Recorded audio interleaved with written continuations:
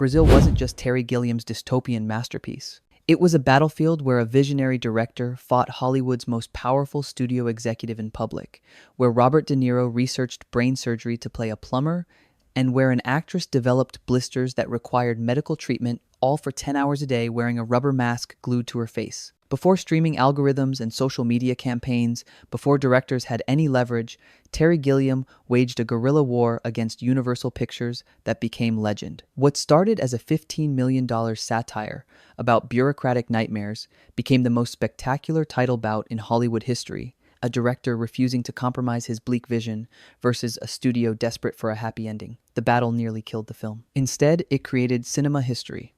Welcome to 20 weird facts about the making of Brazil. And stick around for the bonus fact, because what happened when Gilliam's daughter got cast tells you everything about why this production was gloriously, dangerously chaotic. Number 20. The film took 9 months to shoot, instead of the planned 20 weeks. Terry Gilliam thought he could film his dystopian epic in 5 months. Reality had other plans. The filming process alone took 9 months in total, even though Gilliam started off with a 20-week schedule. My lasting impression of the making of Brazil was feeling that we would never finish, said Gilliam in one of his interviews in the mid-90s. Nearly doubling your shooting schedule devastates budgets and tests everyone's sanity. Film reviewers always speak with jealousy when mentioning the budget of Brazil. 15 million, the same budget that Slumdog Millionaire, 2008, Danny Boyle had, is quite a satisfying amount of money for filmmaking in 1985. But as weeks turned into months, that $15 million evaporated.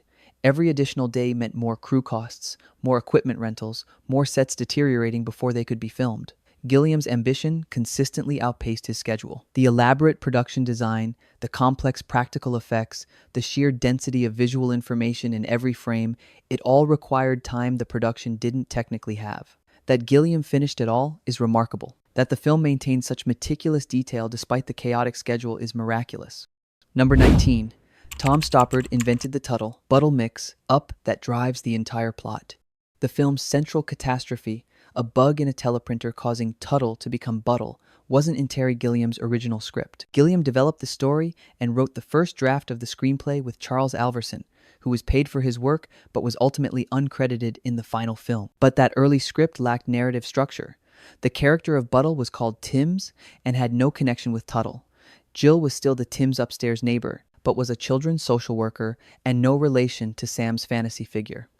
Gilliam next went to Tom Stoppard for script revisions which, according to Gilliam, made sense of it all. For example, it's Stoppard who invented the confusion between Tuttle and Buttle that starts the whole plot. That single change, making the bureaucratic nightmare begin with a literal bug causing a typo, transformed Gilliam's surreal collection of scenes into a coherent story. The absurdist playwright understood that bureaucracy's true horror isn't malice but mechanical indifference. A dead insect causes an innocent man's death, and the system simply processes the error with forms and receipts. Stoppard gave Gilliam's visual imagination a narrative spine worthy of its ambitions.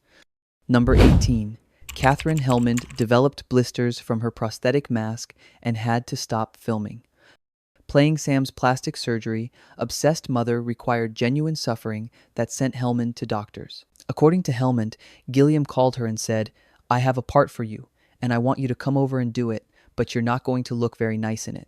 The make-up was applied by Gilliam's wife, Maggie. During production, Helmond spent 10 hours a day with a mask glued to her face. Her scenes had to be postponed due to the blisters this caused. In an interview with Emmy TV Legends, Helmond recollected the grueling process of shooting the film in England and having to wear a glued-on mask for 10 hours a day. "I broke out from the glue and had all sorts of blisters on my face, and they had to postpone my shooting, and I had to come back to the States and go to a doctor to clear up my face," she recalled. "And the doctor said, 'Don't ever do this again?' But I went back and had one more scene to do, and they glued my face again, and I broke out again." I think ultimately it was worth it because the character had such a fabulous look to it. Think about that commitment. A doctor explicitly warns you not to continue. You fly back to England anyway and subject yourself to the same treatment again. That's not just professionalism, that's understanding your performance matters more than your comfort. Helmond's plastic surgery scenes remain among the film's most disturbing images precisely because her discomfort is visible beneath the prosthetics. Number 17. Robert De Niro wanted to play the torturer, but Gilliam had already promised it to Michael Palin. One of cinema's greatest actors was denied his first choice role because of friendship. Robert De Niro read the script and expressed interest in the role, but Gilliam had already promised the part to Palin, a friend and regular collaborator. In a 1996 interview with David Morgan published on Wide Angle 6 Close-Up, Palin recalled how Gilliam had explained the situation to him. De Niro was shown the script and he had a look through, and he said, of all the parts he'd like to do, Jack Lint was the one. So Terry said, I'm sorry, my friend Mike is going to do that. You have to choose something else. De Niro still wanted a part in the film after being denied that of Jack Lint, so Gilliam offered him the smaller role of Tuttle. The torturer Jack Lint, the friendly family man who casually destroys people for a living, would have been a showcase for De Niro's ability to find humanity in darkness. But Gilliam's loyalty to his Python colleague was non-negotiable. That decision fundamentally altered the film. Palin's Jack Lint is chillingly banal precisely because he's not an intimidating figure. He's a bureaucrat who happens to torture people. De Niro would have made Jack terrifying. Palin made him ordinary, which is infinitely more disturbing. Number 16. De Niro prepared to play a plumber by observing brain surgery.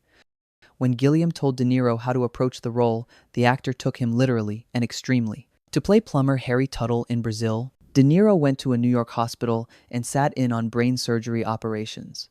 Terry Gilliam had apparently told the actor that he wanted his character to treat fixing air conditioning ducts like a brain surgeon would his patient. De Niro took the director at his word and went to study how to be a brain surgeon. Unfortunately for him, the hands we see fixing Sam Lowry's ducts during Harry Tuttle's main scene in Brazil actually belonged to Gilliam. This perfectly encapsulates De Niro's method approach and Gilliam's practical reality. De Niro spent time in operating rooms watching neurosurgeons work, studying their precision and confidence, internalizing how someone treats delicate systems with absolute authority. Then Gilliam shot close-ups of his own hands because they looked better on camera. The preparation wasn't wasted. De Niro's Tuttle radiates competence and conviction. He treats ductwork like it matters, like it's life or death important. That certainty, that refusal to accept the system's incompetence, makes Tuttle a genuine revolutionary, not just a rogue plumber. Number 15. The torture chamber was filmed in an abandoned cooling tower. The film's most claustrophobic, terrifying space was a genuine industrial ruin. The amazing torture chamber, where Sam is to be questioned by his creepy, baby, masked friend Jack, Michael Palin, was a cooling tower for a closed-down power station in Croydon.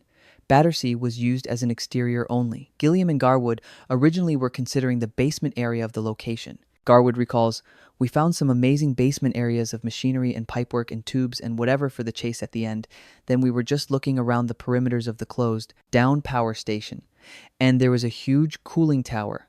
Basically all it was, this huge tower where the water would be shot up in the air at amazing hot temperatures, and then it would filter down and cool off and recycle. The location provided instant atmosphere no set could replicate. The cooling tower's massive scale, its echoing acoustics, its genuinely oppressive industrial architecture, all contributed to making the torture sequence feel authentically nightmarish. When Sam sits strapped in a chair in that vast cylindrical space, the geometry itself becomes torture. He's insignificant, helpless, consumed by architecture designed to process and destroy. Number 14. Gilliam conducted secret screenings while Universal held the film hostage. When the studio refused to release his cut, Gilliam turned to guerrilla tactics. With the United States release of Brazil still on hold, and the looming fear that Universal might release a drastically recut version of the film that still had his name on it, Gilliam went to work arranging secret screenings of the film around Los Angeles. A screening for students at University of Southern California went awry when word got back to Universal that it was happening, but another screening at the California Institute of the Arts went ahead as planned. Terry Gilliam was asked to do a film class during the filming of this movie at the University of Southern California. Terry agreed and took advantage of the situation by preparing to bring an audio-visual aid, which was his cut of the movie. Unfortunately, 2 days before the event, students advertised a free screening of the movie. When he arrived, it was announced that Universal Pictures would not allow him to show it. During his speech to the class, he was interrupted by studio executives' phone calls. They eventually allowed him to show a clip. He showed the entire movie and repeated the screenings for over 2 weeks. Think about the audacity. Universal's lawyers are calling during your university lecture, explicitly forbidding you from screening the film. You agree to show a clip. Then you screen the entire 142-minute movie and keep doing it for 2 weeks. Gilliam weaponized academic freedom against corporate power, and it worked. Number 13. The Los Angeles Film Critics gave Brazil Best Picture before it was released. Gilliam's secret screenings led to the most embarrassing awards decision in studio history. Then came the Los Angeles Film Critics Association. Near the end of 1985, as critics groups and awards bodies were about to begin voting, Gilliam arranged for members of Los Angeles Film Critics Association to see his cut of Brazil in secret, and many became immediate champions of the film. When they found out no rules in their bylaws prevented them from giving the film awards, despite its lack of an official United States release, Los Angeles Film Critics Association eventually gave Brazil 3 of its top honors: Best Picture, Best Director, and Best Screenplay. Gilliam conducted private screenings of Brazil, without the studio's approval, for film schools and local critics. On the same night when Universal's award contender Out of Africa premiered in New York, Brazil was awarded the awards for Best Picture, Best Screenplay, and Best Director at the Los Angeles Film Critics Association. Universal had spent millions promoting Out of Africa as their prestige picture. That same night, critics honored a film Universal was actively suppressing. The humiliation was complete and public. Universal's president Sid Sheinberg couldn't ignore the story anymore. The studio that refused to release Brazil was now being shamed for hiding the year's best film. Number 12. Gilliam bought a full-page ad in Variety asking when his film would be released. When negotiation failed, Gilliam went nuclear with a public accusation. Most filmmakers accept some level of studio interference. Terry Gilliam decided to fight back. In a bold move, he purchased a full-page ad in Variety, the leading Hollywood trade paper. It read, "Dear Sid Sheinberg, when will you release my movie Brazil?" Sid Sheinberg was the president of Universal Pictures. By addressing him directly in public, Gilliam turned a private dispute into a Hollywood spectacle. One sentence. 5 million people in the industry saw it. Sheinberg was personally named and publicly challenged. This wasn't just breaking protocol. It was declaring war using the industry's own trade publications as weapons. The ad worked because it was simple and devastating. Not "my artistic vision is being compromised" or "corporate interference is destroying cinema," just "when will you release my movie?" The implication was clear. Universal was holding a completed film hostage because they disagreed with its ending. In an industry that prizes itself on creative freedom, even when it doesn't practice it, that accusation was radioactive. Number 11. Universal created a 94-minute Love Conquers All version with a happy ending. The studio's solution to Gilliam's bleak ending was to simply film a new one and remove 48 minutes. When Universal executives saw Gilliam's original cut, they were alarmed. The movie was too long, too bleak, and too unconventional. Fearing it would alienate audiences, the studio re-edited the film without Gilliam's approval. They shortened it by 30 minutes, simplified the story, and changed the ending so Sam escapes with the woman he loves. This alternate version became known as the Love Conquers All cut. The Love Conquers All cut removes the revelation that Sam's escape is a delusion. Instead, he genuinely rescues Jill and drives off into the countryside. The torture, the madness, the system's ultimate victory, all gone. Sam wins. Love Conquers All. Brazil becomes a conventional dystopian thriller with a happy ending. Gilliam was horrified. The entire point of Brazil is that individual resistance against systematic oppression is futile. Sam doesn't escape. He retreats into insanity. That's not pessimism, it's honesty about how power actually works. Universal wanted to sell hope. Gilliam insisted on truth. Number 10. The film's working title was 1984 and half. Gilliam's original title announced his influences and ambitions immediately. The film's original title, 1984 and a half, hints at the twin influences of George Orwell and director Federico Fellini, while Gilliam himself described it as Frank Capra meets Franz Kafka. The title positioned Brazil between Orwell's political nightmare and Fellini's surreal autobiography, a dystopia filtered through dream logic and absurdist humor. Brazil was developed under the titles The Ministry and 1984 and a half, the latter a nod to not only Orwell's original 1984, but also to 8 and a half directed by Federico Fellini. Gilliam often cited Fellini as one of the defining influences on his work. The title change to Brazil was brilliant marketing that obscured the film's darkness. Brazil suggested sunshine, beaches, escape, the fantasy Sam pursues. Audiences expecting something uplifting based on the title encountered Gilliam's nightmare instead. The disconnect between title and content perfectly mirrors Sam's disconnect between dreams and reality. Number 9. Norman Garwood's production design earned an Oscar nomination. The film's retro, futuristic world earned recognition even as the studio tried to bury it. Norman Garwood was nominated for 3 Academy Awards for Best Art Direction for the films Brazil, 1985, by Terry Gilliam, Glory, 1989, by Edward Zwick, and Hook, 1991, by Steven Spielberg. In 1985, he won a BAFTA Award for Best Production Design and an Evening Standard British Film Award for his work on the film Brasil, 1985. Garwood spent a lot of time brainstorming with Gilliam and costume designer Jim Atchison. The overall design was Art Deco with a futurist twist. I started to look at a lot of 1930s and 1940s, mostly 1940s magazines. These inventions they would find, it was almost like the shape of the world to come. Everything fit into a path, once we'd established what the world was and what central services was. Garwood created a world that feels simultaneously past and future, familiar and alien. The 1940s aesthetic, combined with malfunctioning technology, the Art Deco mixed with industrial brutalism, the elegant surface hiding mechanical chaos, it's a visual language that's been imitated endlessly but never matched. Number 8. Kim Greist was cast over multiple major actresses. Gilliam considered Madonna, Jamie Lee Curtis, and 6 other established stars before choosing a relative unknown. Gilliam's first choice for the part was Ellen Barkin. Also considered were Jamie Lee Curtis, Rebecca De Mornay, Ray Dawn Chong, Joanna Pacula, Rosanna Arquette, Kelly McGillis, and Madonna. Gilliam was reportedly dissatisfied with Greist's performance and chose to cut or edit some of her scenes as a result. Gilliam also recounted that De Niro's behavior was also imitated by Kim Greist, whose performance Gilliam was apparently so unhappy with that he ended up cutting out some of her scenes. Her performance within the film is perfectly fine, in my opinion, and she manages to make the rather bland role of love interest, tough heroine, into something more substantial that it might have been on the page. Gilliam's dissatisfaction may have been unfair. Greist Jill needed to function as Sam's fantasy projection while also being a real person with agency. That's an impossible balance. The role required someone who could be both dream and reality, symbol and character. Greist succeeded well enough that the film works, even if Gilliam wished for more. Number 7. The film's title song was originally going to be Maria Helena. The haunting Brazilian samba that defines the film was Gilliam's second choice. Gilliam recalled, "I had this vision of a radio playing exotic music on a beach covered in coal dust, inspired by a visit to the steel town of Port Talbot. Originally the song I had in mind was Rai Cooder's Maria Helena, but later I changed it to Aquarela do Brasil by Ari Barroso. Actually, the name Brazil has nothing to do with the country Brazil besides the name of the film's theme song, Aquarela do Brasil. Brazil became the film's emotional through line, the promise of escape, sunshine, freedom that remains forever out of reach.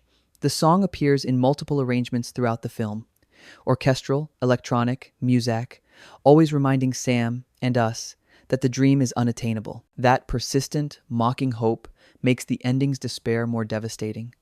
Number 6. Terry Gilliam had never read George Orwell's 1984 before writing Brasil. Despite obvious comparisons, Gilliam claimed no direct literary influence from Orwell's masterpiece. Even though Gilliam admitted he'd never read George Orwell's 1984, it's obvious that at least a part of his inspiration derived from the Orwell classic. This seems almost impossible given the film's thematic overlap, surveillance, bureaucratic oppression, individual futility, thought control, the erasure of history. But Gilliam's dystopia differs fundamentally from Orwell's. In 1984, the system is malevolent and competent. In Brasil, it's malevolent and incompetent. The terror doesn't come from Big Brother's omniscience, but from bureaucracy's mechanical indifference. Forms matter more than people. Procedures trump humanity. The system destroys not through ideology, but through sheer administrative inertia. Number 5. The film only made $9.9 million domestically against a $15 million budget. Brasil was a commercial failure despite critical acclaim. Budgeted at $15 million, the film grossed just $9 million domestically. The film lost money for Universal, vindicating Sheinberg's fears about its commercial viability while proving nothing about its artistic merit. In fact, considering the fun of popular science fiction films, it makes sense that it has failed commercially because it is a big nose injury. In addition, unlike the 1970s, critics said that the problem might have been far from the trend of commercial films in the 1980s, which was dominated by various entertainment films including Star Wars. But box office failure doesn't equal cultural failure. Brasil became immediately influential, inspiring everything from Dark City to The Matrix, from Jeunet and Caro's Delicatessen to dozens of music videos and commercials. Its aesthetic permeated 1990s visual culture. The film lost money but won the future. Number 4. Charles McEwan Coe wrote the script but also played a character. One of the film's writers appears on screen as Lime, Sam's Co-Worker. Brazil is a 1985 dystopian science fiction black comedy film directed by Terry Gilliam and written by Gilliam, Charles McEwen, and Tom Stoppard. McEwen had worked with Gilliam previously and understood his sensibility. So I brought Charles McEwen and we started reworking it. Therefore, the final script is credited to Gilliam, Stoppard, and McEwen. McEwen's dual role as writer and actor meant he lived inside the world he'd helped create, understanding its absurdities from both sides. His character Lime navigates the ministry's bureaucracy with practiced ease, demonstrating how people adapt to insanity by pretending it's normal. McEwen wrote that adaptation into the script, then performed it on camera. Number 3. The film was released in Europe 9 months before the United States release.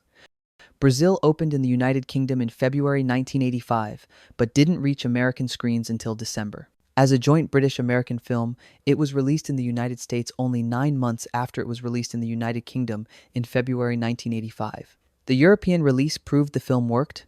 Audiences and critics responded positively, but Universal remained convinced American audiences needed a different version. That 9-month gap represents the entire studio battle. European distributors released Gilliam's cut without interference. Universal spent those months re-editing, testing different versions, fighting with Gilliam, and ultimately facing public humiliation when critics and awards bodies sided with the director.